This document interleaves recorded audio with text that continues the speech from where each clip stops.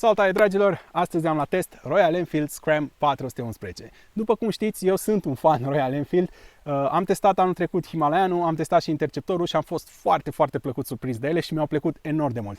Așa că anul acesta, când am auzit că avem Scram 411 în România, o motocicletă practic proaspăt apărută de câteva luni, mi-am dorit foarte mult să o testez, iar prin intermediul celor de la Ural.ro am reușit să iau motocicleta asta astăzi la test și le mulțumesc din tot sufletul pentru asta. Motocicleta practic este un Himalayan, dar transformat în Scrambler. Vine cu același motor, vine cu aceeași cutie de viteze, însă unde diferă față de Himalayan? În primul și în primul rând avem o altă roată față. Sunt tot roți cu spițe, însă pe față în loc de 21 de inch avem roată de 19 inch, iar pe spate a rămas aceeași roată de 17 inch. Următoarea diferență față de Himalayan este garda la sol, care automat a mai coborât 1,2 cm datorită modificării roții față. Apoi, un alt lucru care sugerează faptul că motocicleta este orientată mai mult către drum decât către off-road este dispariția cricului central. Un element care îl vezi de obicei pe motocicletele de adventure, pe motocicletele care sunt făcute să iasă mai mult în afara drumului. Bun, iar pe lângă elementele astea care au dispărut, avem și suporții de bagaje care au dispărut, inclusiv cele de pe rezervor și cel din spate de la codiță. Deci, practic, motocicleta este orientată, după cum spuneam, mai mult către stradă decât către off-road. Însă, personal, cred că este orientată, de fapt, mai mult către publicul tânăr și care, practic, de-abia și-a luat permisul A2 și vrea o motocicletă de scandal, ca să zic așa, cu care să poată să iasă și pe drum și în afara lui și cu care să se distreze foarte bine. Motocicleta asta, din punctul meu de vedere, este foarte bună pentru începători, deoarece are putere mică, nu te intimidează cu absolut nimic, înălțimea la așa este și ea foarte mică, poți să pui foarte repede picioarele jos, este ușoară, are undeva pe la vreo 180-180 ceva de kilograme, ceea ce înseamnă că o poți manevra foarte ușor atât pe drum cât și în afara lui. Vine cu ABS, vine cu niște frâne decente, nu sunt cele mai bune, dar își fac treaba pentru puterea și dimensiunea motocicletei. Deci, din punctul meu de vedere, cred că ăsta e publicul căruia s-a adresat Royal Enfield cu această motocicletă. Și anume, motocicliști ce tocmai au terminat școala de șoferi, au un permis A2 și vor o motocicletă nouă, ieftină, care să-i ducă și să se distreze cu ea. Asta e. Ok, haideți acum să vă arăt și pe partea ergonomică cum stăm cu această motocicletă. După cum știți, eu am 1,85 m și sunt destul de măricel, însă, după cum puteți vedea, chiar dacă am 1,85 m, stau foarte bine pe această motocicletă.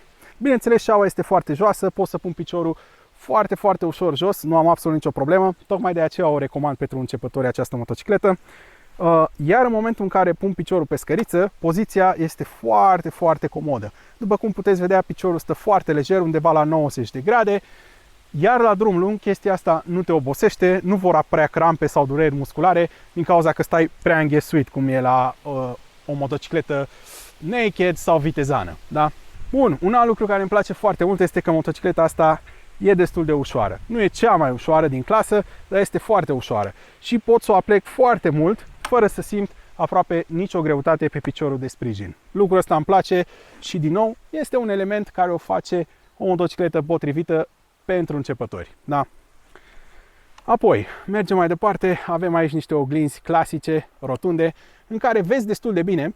Nu sunt cele mai măricele, însă, fiind rotunde, ai vizibilitate în toate direcțiile.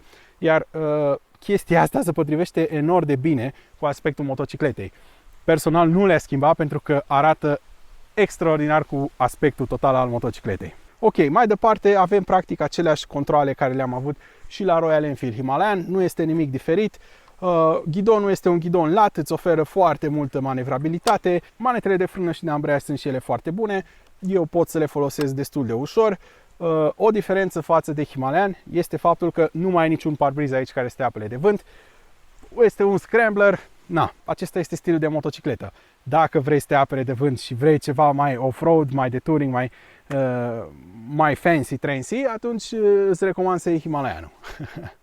Scram-ul mi se pare cumva o motocicletă mai mult de oraș, mai mult pentru tineri, ceva cu care majoritatea timpului mergi până oraș, ieși în afara lui, te mai duci cumva pe cheile Râșnoavei, cum sunt și eu acum, te mai plimbi, te mai bucuri de vreme bună, dar dacă vrei drum mai lung, vrei ceva mai de off-road și ceva care să te apere și de vânt și de ploaie, atunci aș merge cumva pe Himalayan și nu pe Scram.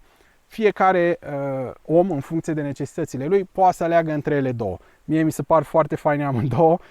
Însă pentru mine, de exemplu, mi s-ar potrivi mai mult Himalayanul decât Scram-ul. Bun, dragilor, asta ar fi tot pe partea de ergonomie. Haideți să ieșim cu motocicleta la plimbare să vedem cum se simte atât pe drum cât și în afara lui, deoarece este o motocicletă foarte faină și e păcat să nu ieșim să ne plimbăm cu ea. Hai să dăm drumul. Și sunetul îmi place.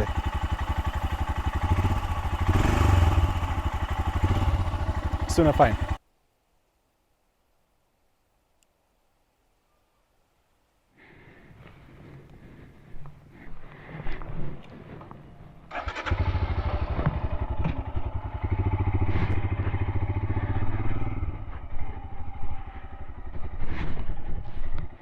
Scram-ul se simte foarte bine pe genul ăsta de drumuri, este practic la el acasă, merge foarte frumos, se așează bine, îți dă foarte multă încredere, chiar dacă ești începător și n-ai mai mers în off-road, cu siguranță o să-ți placă Scram-ul sau Himalayanul, pentru că sunt niște motociclete foarte, foarte bune, mai ales pentru începători. Deci eu acum merg cu 50 pe drumul ăsta de gravel și mă simt foarte relaxat, foarte ok, n-am nicio problemă, ca și cum fac chestia asta de foarte mult timp.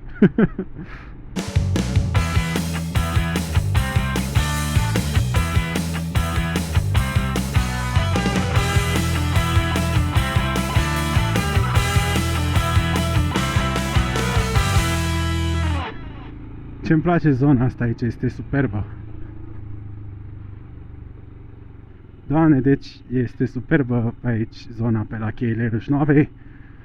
Dacă aveți drum, abăteți-vă cumva pe aici și intrați, pentru că uitați ce priveliște superbă.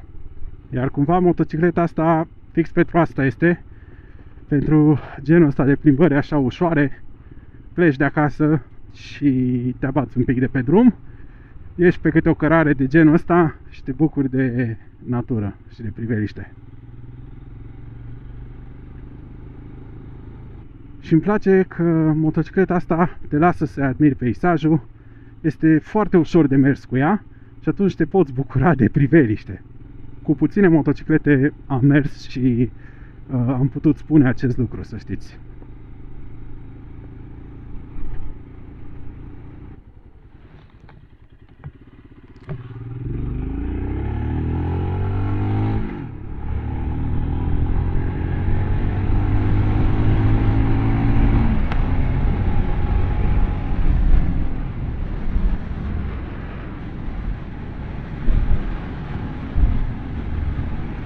Într-adevăr, spre deosebire de Himalayan, motocicleta se simte mult mai frumos pe asfalt, iar acesta a fost și scopul modificării roții față, da? După cum menționam mai devreme, motocicleta are acum roată de 19 inch pe față și nu mai are roata aceea de 21. Iar chestia asta are un efect foarte bun când vine vorba de manevrabilitatea motocicletei pe asfalt. Într-adevăr, aici pe asfalt motocicleta este superioară Himalayanului și chiar se simte acest lucru. Și faptul că este mai ușoară decât Himalayanul iar se simte atât în accelerare cât și în manevrabilitate. Această motocicletă se apleacă mult mai ușor decât Himalayanul pe curbă și accelerează o leacă mai rapid.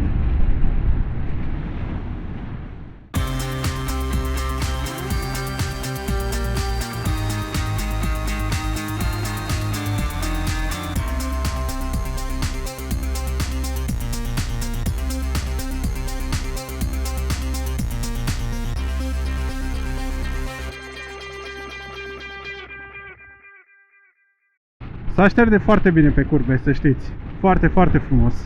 Este un scrambler în adevăratul sens al cuvântului și anume o motocicletă care merge bine pe stradă, dar care poate fi folosită și în afara drumului. Credeți-mă, este foarte, foarte bine echilibrată motocicleta asta.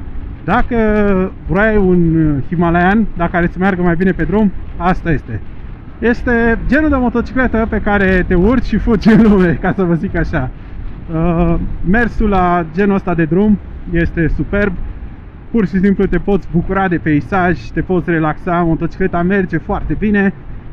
Fiind motorul de pe Himalayan și cutia de viteze de pe Himalayan, mă așteptam la acest lucru și bineînțeles este o motocicletă care cu siguranță va fi fiabilă, pentru că Himalayanul unul din avantajele lui principale este că motocicleta era foarte fiabilă și în același timp ușor de întreținut. Aproape oricine putea să își facă întreținerea la acea motocicletă, pentru că sunt motociclete foarte simple, foarte, foarte simple. Doamne, deci îmi place la nebunie cum merge motocicleta asta pe drum. Deci pe drum este superbă, clar este mult mai bună decât Himalayanul pe drum, însă să știți că nici în afara lui motocicleta nu este rea aproape deloc, pentru că am putut testa mai devreme cum se simte această motocicletă și se simte foarte, foarte bine.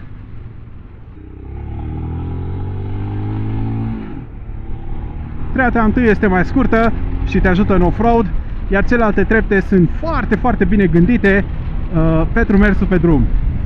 Îmi place foarte mult această motocicletă, îmi plac suspensiile, sunt un pic mai ferme decât pe Himalayan, însă asta oferă un control mai bun pe curbe. Și o altă chestie, acum când vin și frânez, retrogradez în treapta a patra, motocicleta se simte foarte, foarte plăcut și îți dă încredere. Îți dă încredere, suspensiile sunt bine reglate, îmi place enorm de mult.